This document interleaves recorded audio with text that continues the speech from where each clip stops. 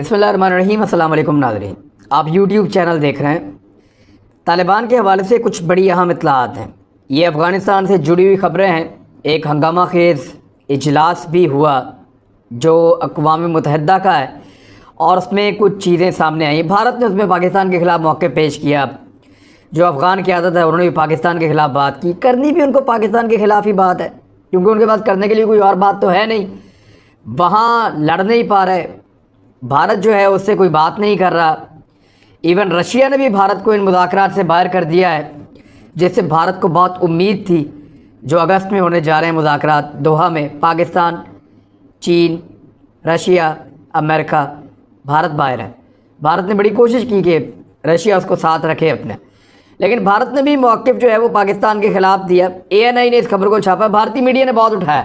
जो अफ़गानिस्तान का मौक़िफ़ था और भारत का मौक़िफ़ था उसको इन दो मुल्कों ने बहुत ज़्यादा उठाया। लेकिन कुछ चीज़ें बड़ी इम्पॉर्टेंट हैं जो इसके अंदर शामिल हुई हैं। अक़वाम मुत्तहिदा की सेक्रेटरी जनरल की जो खुसूसी नुमाइंदा हैं उन्होंने कहा कि अफ़गानिस्तान ख़तरनाक मोड़ पे है। पिछले कुछ हफ़्तों से अफ़गानिस्तान एक नए तबाहकुन मरहले में दाखिल हो चुका है। तालिबान ने बहुत बड़ी तादाद में इलाकाई अहमियत हासिल कर ली है जो पहले उनके पास नहीं थी, जबकि अफ़गानिस्तान ने इसका इल्ज़ाम जो है वो पाकिस्तान के ऊपर डाला है। और अफ़गानिस्तान फिर ऐसे ही करता है, कभी अमेरिका पे डालता है, कभी पाकिस्तान पे डालता है। पाकिस्तान का इससे लेना देना कुछ नहीं है। पाकिस्तान के तालिबान के साथ भी कुछ ताल्लुकात बिगड़े हैं यहाँ चमन बॉर्डर पे, और चमन में तालिबान ने उस तरफ से एक क्रेन लेकर आए तालिबान। उस क्रेन के ज़रिए से उन्होंने बहुत बड़े बड़े ब्लॉक्स रखे कंक्रीट के और वो रास्ता बंद कर दिया, पैदल जाने वालों के लिए भी और गाड़ियों के लिए भी।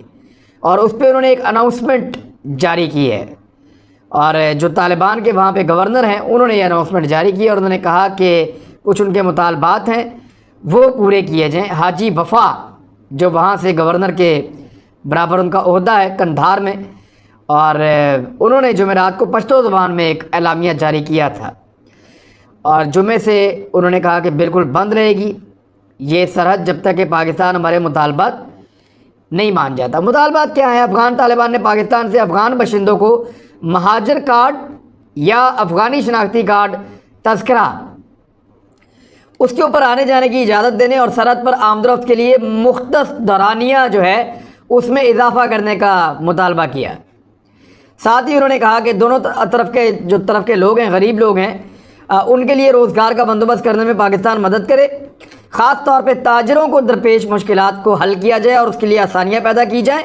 इस किस्म के मुतालबात हैं, ये सारे माशी मुतालबात हैं, लोगों की सहूलत के लिए हैं। लेकिन फ़िलहाल उन्होंने ये मुतालबात ना मानने तक अपनी जानिब से, यानी जो चमन बॉर्डर है उसके उधर वाली साइड से स्पिन बोल देखते हैं, तालिबान ने ये बंद कर दिया है, ब्लॉकेज लगा के सरहद को पाकिस्तान के साथ। पाकिस्तानी हुकाम से जब पूछा गया उन्होंने कहा जी बिल्कुल बंद है, लोग आ जा नहीं रहे। हज़ारों लोग यहाँ पे जमा हैं जो जाना चाहते हैं, आना चाहते हैं, लेकिन ये बंद हमने नहीं किया। परली तरफ से जो कुव्वत वहाँ ताकत में है, वहाँ तालिबान है इस वक्त, तो उन्होंने इसको बंद कर दिया है।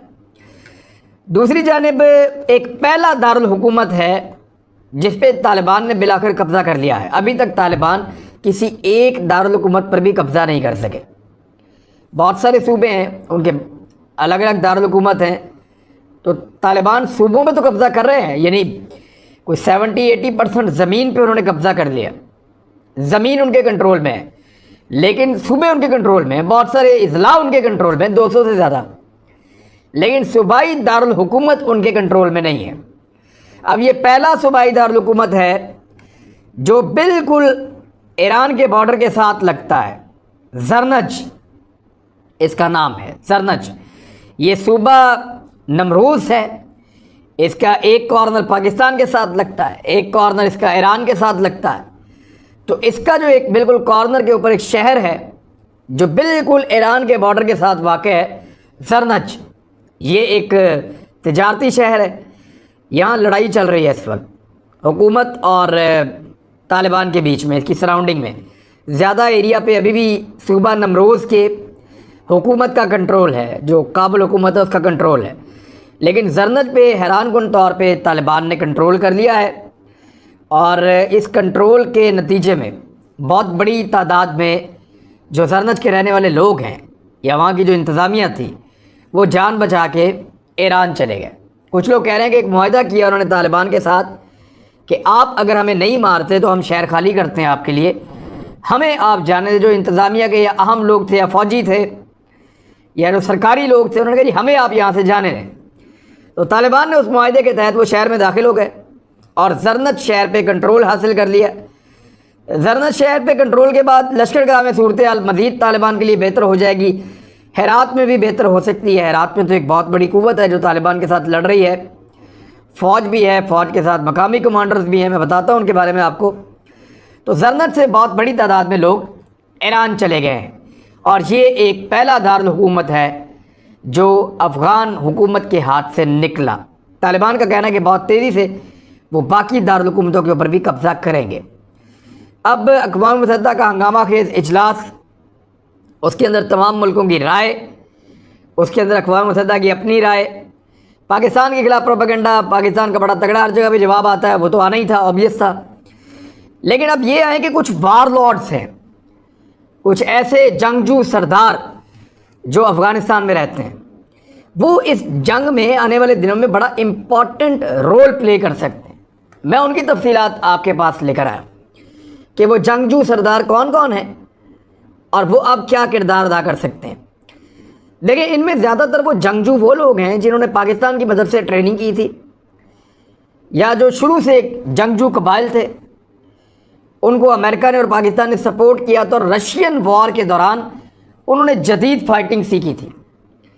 یہ وہ جنگجو سردار ہیں جنہوں نے طالبان کے آنے سے پہلے لمبے عرصے تک رشین فورسز سے یا سوویت فورسز کے ساتھ ایک لمبی جنگ لڑی تھی۔ ان کا جنگ کا تجربہ بہت ہے، یہ جنگ کو بڑا سلو لڑتے ہیں، آہستہ آہستہ لڑتے ہیں۔ انہوں نے سوویت یونین کو دہائیوں تک وہاں پہ پھنسا کے رکھا، ایک لمبی جنگ لڑی ہے۔ لمبی جنگ لڑنا، سلو لڑنا، آہستہ آہستہ ٹارگٹ اچیو کرنا، یہ ان کا خاصہ ہے۔ تو یہ جو وار لارڈز ہیں، ان میں کون سے امپورٹنٹ ہیں اور کس طرف کھڑے ہیں، ان کا آنے والے دنوں میں کیا کردار ہوگا، تھوڑا سا بریفلی میں آپ کو بتا دیتا ہوں۔ نمبر 1 ہے جی مارشل عبدالرشید دوستم۔ ان کو پہلے جنرل عبدالرشید دوستم کہتے تھے۔ ان کی 64 سال عمر ہے اور یہ ازبک ہیں بیسیکلی، اور ایک غریب گھرانے سے ان کا تعلق تھا، لیکن یہ بہت جابر اور بڑا غیظ و غضب والا جرنیل تھا۔ انہوں نے افغانستان کی طویل جنگوں کے اندر بہت متحرک رہا یہ آدمی عبدالرشید دوستم، اور حال ہی میں اس کو مارشل کا ایک اعزازی عہدہ دیا گیا ہے۔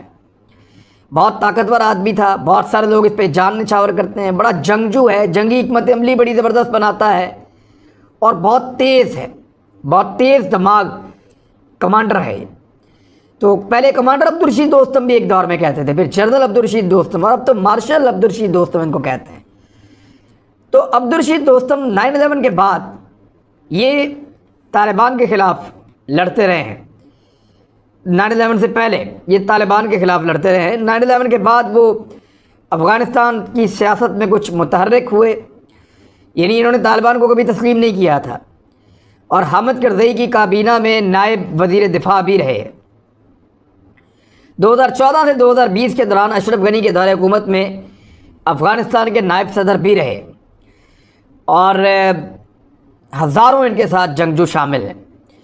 انہیں طالبان کا کٹر مخالف سمجھا جاتا ہے، اور ابھی حال ہی میں وہ ترکی سے واپس آئے ہیں، اور انہوں نے اعلان کیا ہے طلوع ٹی وی کو انٹرویو دیتے ہوئے، جو افغان ٹی وی ہے، طلوع نیوز کو انٹرویو دیتے ہوئے انہوں نے کہا کہ وہ بہت جلدی صوبے جوزان میں آ کر طالبان کا شمالی افغانستان میں مقابلہ کریں گے۔ لیکن خبر ایک آئی ہے کہ جوزان میں ان کا جو اپنا محل تھا جہاں پہ یہ رہتے تھے، جو گھر تھا، اس پہ طالبان نے قبضہ کر کے اس کو آگ لگا دی۔ ان کا ایک بڑا اہم کمانڈر بھی مار دیا ہے، اور درجنوں وہاں پہ افغان فوج کے فوجی بھی مار دیے ہیں۔ تو طالبان نے جہاں پہ ان کو جا کے لڑنا تھا وہاں پہ پورا کنٹرول کر لیا، ان کا محل بھی جلا دیا ہے۔ اب صورتحال اتنی آسان نہیں ہوگی، لیکن یہ آدمی بہت خطرناک ہے عبدالرشید دوستم، اور لوگ اس کے لیے جان قربان کرنا جانتے ہیں۔ گلبدین حکمت یار یہ دوسرا آدمی ہے، یہ افغان صوبے قندوز سے تعلق رکھنے والا۔ یہ قندوز یہاں پہ بہت مشکل رہا ہے ہمیشہ یہ ایریا طالبان کے لیے۔ یہ سابق وزیر اعظم رہا، حزب اسلامی کا سربراہ ہے گلبدین حکمت یار، اور افغانستان کی سیاست کا اہم کردار ہے۔ یہ طالبان سے کافی حد تک یہ مشترک ہے، طالبان کی طرح کا آدمی ہے، اور افغانستان میں پشتونوں کی نمائندگی کا یہ بھی دعویٰ کرتا ہے، طالبان بھی دعویٰ کرتے ہیں۔ بعض ماہرین کا کہنا ہے کہ سوویت یونین کے خلاف جنگ میں حکمت یار کی حزب اسلامی کا بڑا اہم کردار تھا، اور اسی لیے انہیں امریکہ اور اس کے اتحادیوں نے لاکھوں ڈالرز کا اسلحہ دیا تھا۔ یعنی یہ جو گلبدین حکمت یار ہے، اس کے دوستوں کے پاس، اس کی ٹیم کے پاس یا اس کے جنگجوؤں کے پاس امریکن اسلحہ موجود ہے۔ پاکستان اور سعودی عرب بھی اس کی حمایت کرتے رہے ہیں۔ حکمت یار نے افغانستان کی سیاست میں فعال کردار ادا کیا اور 90 کی دہائی میں 2 مرتبہ افغانستان کے وزیر اعظم بنے۔ سوویت انخلا کے بعد حزب اسلامی کے جنگجو احمد شاہ مسعود اور عبدالرشید دوستم کے جنگجوؤں کے ساتھ بھی یہ لڑتے رہے ہیں۔ جبکہ طالبان نے 1996 میں کابل کی جانب پیش قدمی کی تو ان کی زیادہ تر جھڑپیں بھی حزب اسلامی کے جنگجوؤں کے ساتھ ہی ہوئی تھیں۔ کابل پر طالبان کے قبضے کے بعد حکمت یار ایران چلے گئے تھے، اور 9/11 کے بعد انہوں نے افغان حکومت اور امریکہ کے خلاف جہاد کا اعلان کر دیا تھا۔ یعنی پہلے سوویت سے لڑتے رہے، لیکن جب طالبان سے بھی لڑتے رہے ایک وقت میں، لیکن جب طالبان کی حکومت ختم کی، امریکہ آ گیا اور افغان حکومت آ گئی، تو پھر یہ ان کے خلاف بھی لڑتے رہے بعد میں، اور امریکہ کے خلاف جہاد کا اعلان کیا تھا انہوں نے۔ البتہ اس دوران حزب اسلامی ٹوٹ پھوٹ کا شکار ہو گئی، ان کے کئی لوگ جو ہیں وہ حکومت میں جا کے شامل ہو گئے، کابینہ کا حصہ بن گئے۔ 2016 میں انہوں نے افغان حکومت کے ساتھ ایک معاہدہ کیا، جس کے بعد حزب اسلامی نے حکومت مخالف جو کارروائیاں تھیں وہ ختم کر دی گئی تھیں۔ اب افغانستان کی موجودہ صورتحال میں ابھی تک گلبدین حکمت یار نے کسی ایک فریق کی حمایت کا اعلان نہیں کیا۔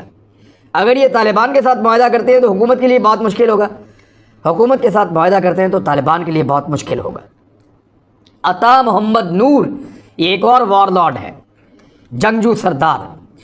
یہ افغانستان کے صوبے بلخ کے سابق گورنر اور تاجک نسل کا آدمی ہے، عطا محمد نور۔ اس کا زیادہ تر اثر جو ہے وہ مزار شریف کے علاقے میں ہے، اور 90 کی دہائی میں افغانستان میں ہونے والی خانہ جنگی میں کافی متحرک رہا یہ آدمی۔ آپ تصویریں بھی ساتھ ساتھ دیکھ رہے ہیں۔ 57 سال ان کی عمر ہے، اور جمعیت اسلامی سے ہزاروں جنگجو ان کے ساتھ وابستہ ہیں۔ بعض ماہرین کے مطابق وہ صوبہ بلخ میں عملاً حکمران ہے، عملی طور پہ اسی کی طاقت ہے وہاں پہ، لیکن لڑائی میں ابھی تک وہ متحرک نہیں ہوا، یہ بھی ابھی تک خاموش ہے۔ اور انہوں نے ایک انٹرویو دیا تھا ایسوسیٹڈ پریس کو، اور انہوں نے افغان حکومت اور فورسز کی ناقص حکمت عملی کو طالبان کی کامیابی کی وجہ قرار دیا تھا۔ یعنی ابھی تک نہ یہ طالبان کے ساتھ کھڑے ہیں نہ حکومت کے ساتھ کھڑے ہیں، لیکن انہوں نے حکومت پہ تنقید کی اے پی کو انٹرویو دیتے ہوئے ایسوسیٹڈ پریس کو، اور یہ کہا کہ ان کی حکمت عملی ٹھیک نہیں ہے، لہذا طالبان اس لیے جیت رہے ہیں لڑائی۔ اور انہوں نے جو امریکی فوج نکل گئی اس کے اوپر بھی انہوں نے تنقید کی تھی، اور کہا کہ ملک میں افراتفری ان کے اس طرح جانے سے ہو رہا ہے جس طرح وہ بھاگ کے جا رہے ہیں، اور طالبان کو اتنی تیزی سے پیش قدمی بھی اسی لیے ہو رہی ہے کیونکہ امریکہ یہاں سے عجیب طریقے سے نکلا اور کوئی حکمت عملی تھی ہی نہیں۔ عطا محمد نور کے بقول طالبان کا مقابلہ کرنے کے لیے ایک نئی ملیشیا تشکیل دینے کی ضرورت ہے، ورنہ آپ ان سے لڑ نہیں سکتے۔ محمد اسماعیل خان ایک بڑا تگڑا ایک وار لارڈ ہے۔ یہ وہ آدمی ہے جو ہرات میں اس وقت افغان فوجیوں کے ساتھ مل کر طالبان کا مقابلہ کر رہا ہے۔ ہرات میں طالبان کو افغان فوجیوں سے اتنا خطرہ نہیں ہے جتنا محمد اسماعیل خان نامی اس جنگجو سردار سے ہے۔ یہ شخص بہت طاقتور ہے، اس کے ساتھ بہت سارے جنگجو ہیں، اور اس کا دعویٰ ہے کہ اس وقت اس کے حامی افغان فورسز کے ساتھ مل کر طالبان کا مقابلہ کر رہے ہیں۔ طالبان کئی دنوں سے ہرات کے اوپر قبضہ کرنے کی کوشش کر رہے ہیں، لیکن اس صوبے میں یہ آدمی جس کو شیر کے نام سے لوگ پکارتے ہیں، یعنی لوگ اس کو کہتے ہیں یہ ہرات کا شیر ہے، محمد اسماعیل خان، تو یہ بندہ جو ہے وہ اس وقت طالبان کے راستے کی ایک بڑی رکاوٹ ہے۔ اس نے دعویٰ کیا ہے کہ اس کے سینکڑوں جنگجو مختلف جگہوں کے اوپر مختلف محاذوں پر افغان فورسز کے شانہ بشانہ ہرات کے دفاع کے لیے طالبان کے مخالف کھڑے ہیں۔ عبدالرسول سیاف یہ افغان صوبے کابل کے شہر پغمان میں پیدا ہوا تھا اور اس کا شمار افغانستان کے بزرگ سرداروں میں ہوتا ہے۔ بہت بزرگ آدمی ہے۔ 80 کی دہائی میں اتحاد الاسلامی نامی ملیشیا انہوں نے بنائی تھی اور اس کے نام سے سوویت یونین کے خلاف انہوں نے بہت زبردست جنگ کی تھی۔ عبد الرسول سیاف کے سعودی شاہی خاندان کے ساتھ براہ راست تعلقات ہیں اور پاکستان کے ساتھ بھی ان کے زبردست مراسم ہیں، جبکہ مختلف اوقات میں سعودی عرب اور پاکستان یہ آتے جاتے بھی رہتے ہیں۔ ان کے بارے میں کہا جاتا ہے کہ 1996 میں جب سوڈان سے اسامہ بن لادن کو بے دخل کیا گیا، ان کو نکالا گیا، تو پھر سب سے پہلے جس آدمی نے افغانستان میں اسامہ بن لادن کو پناہ دینے کی پیشکش کی تھی وہ عبد الرسول سیاف تھا۔ یہ بزرگ تھے، یہ بہت جرأت مند آدمی ہے اور لویا جرگا جو ہے افغانستان کا بہت بڑا اس کے رکن بھی رہے اور 2005 میں افغان پارلیمنٹ کے رکن بھی منتخب ہوئے۔ ابھی تک یہ کہیں نہیں ہے اس لڑائی میں، لیکن یہ اپنے بے شمار ساتھیوں کے ساتھ کچھ بھی کر سکتے ہیں کسی ایک سمت میں جا کے۔ احمد شاہ مسعود کا نام آپ نے سنا ہوگا، بہت بڑا کمانڈر تھا شمالی اتحاد، اور یہ تاجک نسل کا احمد شاہ مسعود تھا۔ اب ان کا بیٹا ہے احمد مسعود۔ 2 برس قبل طالبان کے خلاف سیاسی اتحاد بنانے کا اس نے اعلان کیا تھا اور 9 ستمبر 2001 میں افغان صوبے تخار میں قتل کر دیا گیا تھا اس کے والد کو، احمد شاہ مسعود کو، اور اب 32 سالہ ان کا بیٹا ہے احمد مسعود۔ وہ طالبان کے مخالف گروہوں کو مستحکم کرنا چاہ رہا ہے۔ وہ اس وقت فورسز کو ملیشیا کو اکٹھا کر رہا ہے اور کوشش کر رہا ہے کہ ایک تگڑا گروپ بنا کے طالبان کے خلاف میدان میں آئے، اور یہ کہتا یہ ہے کہ متشدد جو جنگجو ہیں، جو مذہبی انتہا پسندی پھیلا رہے ہیں، ان کے خلاف میں لڑنا چاہتا ہوں۔ یہ لندن سے تعلیم حاصل کی ہے اس نے، احمد مسعود نے، اور انتہا پسندوں کو سیاسی طور پر قائل کرنے کی ضرورت پہ بھی زور دیتا رہا ہے ماضی میں، اور اب یہ کہتا ہے کہ عسکری طریقے سے ان کی طاقت کو کچلا جائے۔ عبد الغنی علی پور عرف کمانڈر شمشیر، یہ نام آپ نے شاید سنا ہوگا۔ یہ افغان صوبے میدان بردک شہر بہسود سے تعلق رکھنے والا شیعہ ہزارہ ملیشیا کا کمانڈر ہے۔ عبد الغنی علی پور کمانڈر شمشیر، اس کے نام سے بھی یہ جانا جاتا ہے۔ افغان نشریاتی ادارے طلوع نیوز کے مطابق عبد الغنی علی پور کے پاس لگ بھگ 2000 جنگجو ہیں۔ طالبان کی پیش قدمی سے پہلے مختلف اوقات میں عبد الغنی علی پور کی ملیشیا کی افغان فورسز سے بھی جھڑپیں ہوتی رہی۔ یہ ادھر بھی لڑتے رہے ادھر بھی لڑتے رہے، دونوں طرف، کیونکہ ان کا شیعہ ادارہ سے تعلق ہے تو ان کا ایک طالبان کے ساتھ مخالفت پرانی رہی ہے۔ ماہرین کا کہنا ہے کہ افغانستان کے معروضی حالات اور تاریخ یہ بتاتی ہے کہ یہاں مختلف ادوار میں جنگجو کمانڈرز متحرک رہے ہیں اور انہی میں سے ایک بعض سیاسی عمل کا حصہ بھی بنتے رہے ہیں۔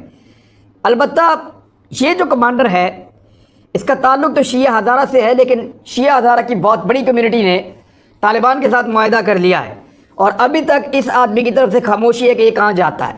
تو میں نے آپ کو بتایا وہ کون سے اہم ترین وار لارڈز ہیں جو کچھ بھی کر سکتے ہیں افغانستان میں اور کسی بھی فریق کے ساتھ جا سکتے ہیں، اور وہ ترک کے وہ پتے ہیں جو جس طرف کھڑے ہوں گے اس طرف کی جو مخالف سمت ہے اس کا بہت نقصان کر سکتے ہیں۔ اب تک کے لیے اتنا ہی، اپنا خیال رکھیے گا، اپنے اس چینل کا بھی۔ اللہ حافظ۔